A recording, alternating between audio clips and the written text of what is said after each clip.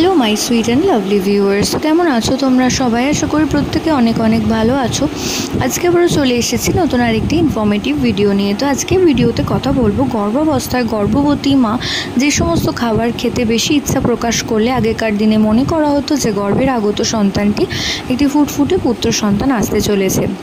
তো সেই বিষয়ে আজকের আলোচনার সাথে থাকতে হলে অবশ্যই চ্যানেলটিকে সাবস্ক্রাইব করে রাখতে হবে এবং পাশে থাকা যে বেল আইকন রয়েছে সেটাকে প্রেস করে রাখতে হবে। এতে করে ভিডিও আপলোডিংয়ের সাথে সাথে কিন্তু আপনারা নোটিফিকেশন পেতে থাকবেন।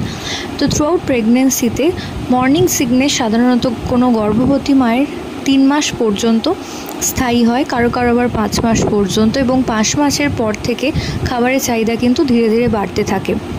তো এই গর্ভাবস্থায় যদি দেখেন কোনো গর্ভবতী মা দিনের শেষে প্রচণ্ড পরিমাণে ঝাল জাতীয় খাবার, টক জাতীয় খাবার খেতে বেশি ইচ্ছা প্রকাশ করছেন, এবং তার সাথে সাথে যদি খেয়াল করেন যে গর্ভবতী মা প্রোটিন জাতীয় খাবার অর্থাৎ মাছ, মাংস এবং তার সাথে সাথে চিজ এই ধরনের খাবার খেতে বেশি আগ্রহ প্রকাশ করছে, তো সেই ক্ষেত্রে আগেকার দিনে ধারণা করা হতো যে গর্ভের আগত সন্তানটি একটি ফুটফুটে পুত্র সন্তান আসতে চলেছে।